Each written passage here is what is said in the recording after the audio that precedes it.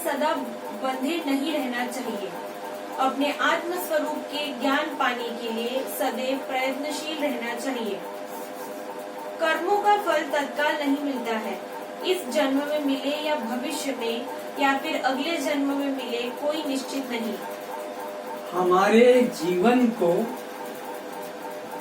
हमारे होश में आने के पहले ही हमारे माँ बाप ने संस्कार डाल दिए।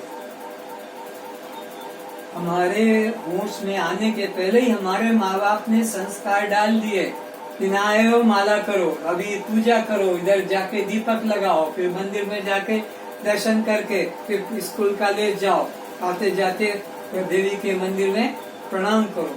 बस हमारे कोरे कागज को उन्होंने चितर बितर करके पहले से ही गंदा करके रख दिया।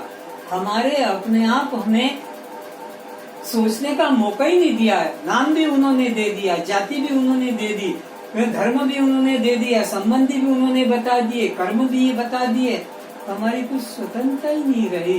तो जो माँ बाप, उनके माँ बाप ने, हमारे पिता माता के माँ बाप ने तो हमारे को दे दिए, और हमारे पिता माता के माता पिता ने जो ज्ञान उनका था उन्होंने उनको दे दिया। तो परंपरा से ये अंधविश्वास चला आ रहा है। और मूर्ख आदमी कहता है ये तो हमारे बाप दादा करते आए, इसे कैसे छोड़े, ये तो हमारे बाप दादा का धर्म है, हम तो धर्म भ्रष्ट हो जाएंगे, हम ये नहीं छोड़ेंगे, हम तो ये पूजा करेंगे, हम तो ये मंदिर जाएंगे, हम तो ये उपवास करेंगे, हम तो श्राद्ध करेंगे, हम तो ये इस प्रकार वो उसमें बन गए हैं कि अब उनको सत्य को पकड़ना बड़ा कठिन लग रहा है।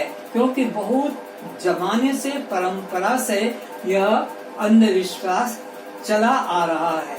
पर जिसके कोई प्रबल पुण्य होंगे वह इन अंधविश्वासों से हटकर किसी सच्चे गुरु की शरण में जाकर उस सत्य ज्ञान को प्राप्त करता है। जैसे परीक्षा फल में विद्यार्थियों की मनोदशा चिंतित बनी रहती है कि पता नहीं क्या होगा, कितने नंबर, कौन सी डिवीजन बनेगी। यदि कर्मियों को फल इस जन्म में नहीं मिला तो अगले जन्म ग्रहण करने का कष्ट भोगना पड़ेगा। इस जन्म मृत्यु से मुक्त होने के लिए ज्ञानी कर्म उपासना के जाल में नहीं पड़ता है। अर्थात लोक में संतान होने या मर जाने वाले घर में सूतक माना जाता है। उस घर में उस समय पूजा पाठ, होम, साधना, यज्ञ आदि नित्य कर्म नहीं किए जाते हैं।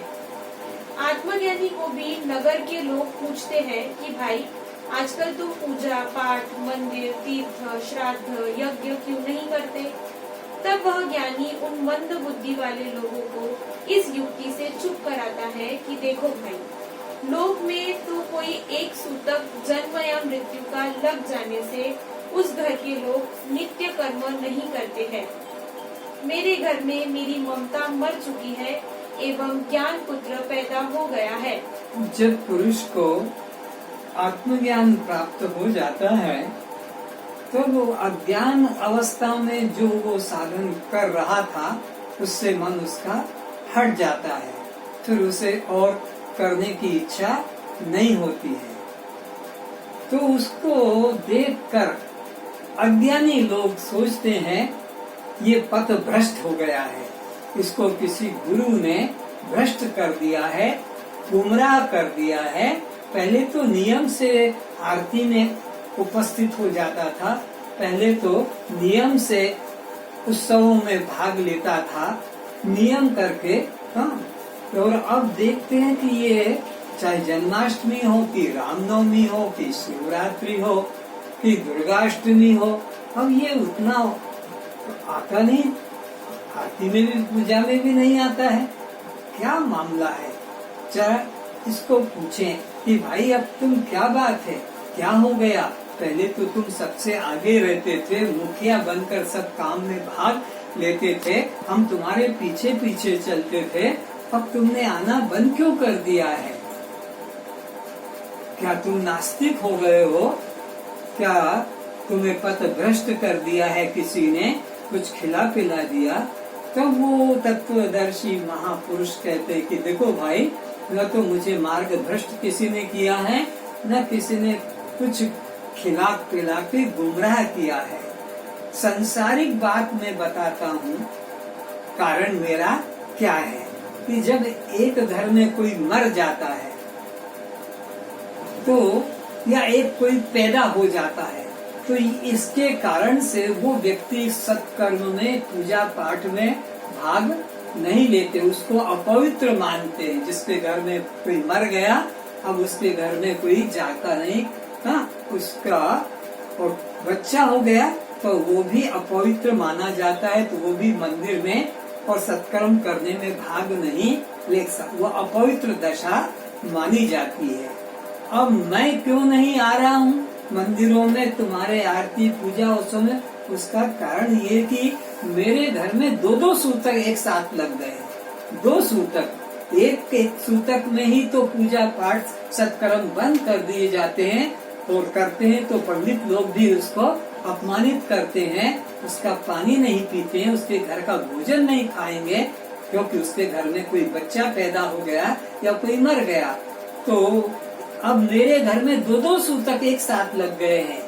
एक सूतक लगने से समाज के पंडित पुरोहित मेरे को अलग कर देते धर्म कर्म से।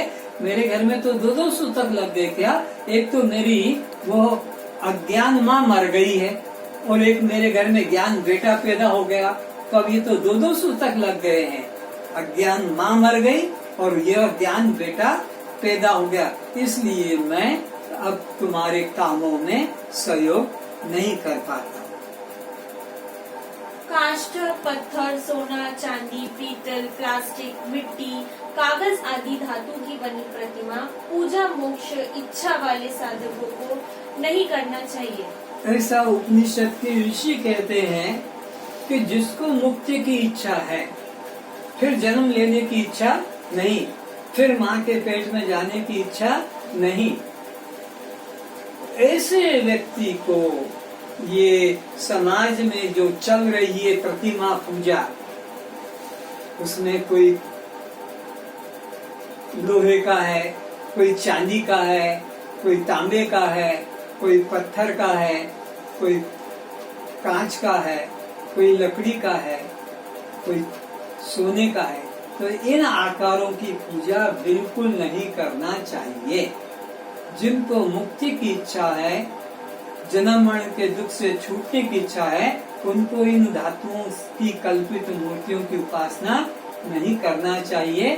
उन्हें तो अपने अहम ब्रह्मास्मि भाव का ही चिंतन करना चाहिए, क्योंकि वह भेद उपासना उन्हें फिर जन्म एवं भोग प्रदान करेगी। इसलिए मुमुक्षु को सब प्रकार के बाह्य पूजा का त्याग कर वह परमात्मा मैं हूँ, इस प्रकार आत्म पूजा ही करनी चाहिए। मैं भक्त हूँ, भगवान मुझसे भिन्न है, यह भेद भ्रांति उससे मुक्त हो जाना ही एकमात्र दुख से छूट जाने का उपाय है। यहाँ भेद सत्य नहीं है। नेहा नानास्ति किंचिना एकमेव अद्वितीयं ब्रह्म, यह सिद्धांत पर श्रद्धा करना चाहिए।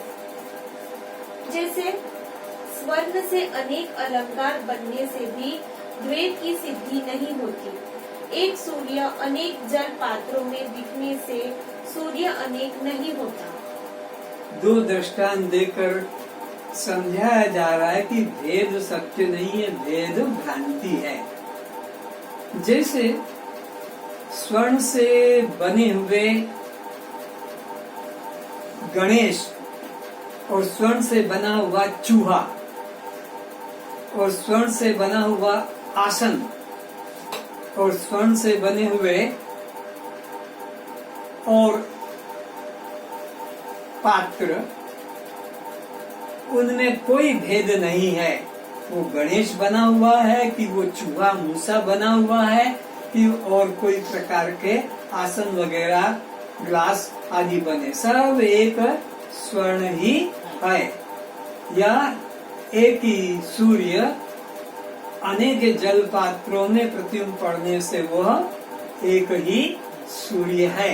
ऐसे ही एक सत्य परमात्मा ही सब आकारों में उपस्थित है, विद्यमान है। इसलिए इनमें भेद भाव रखना यह महान पाप है।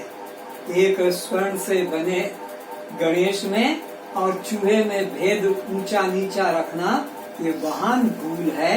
एक स्वर्ण सत्य है, ऐसे ही यहाँ एक ब्रह्म ही सत्य है, उसके अलावा किंचित भी अन्य नहीं है।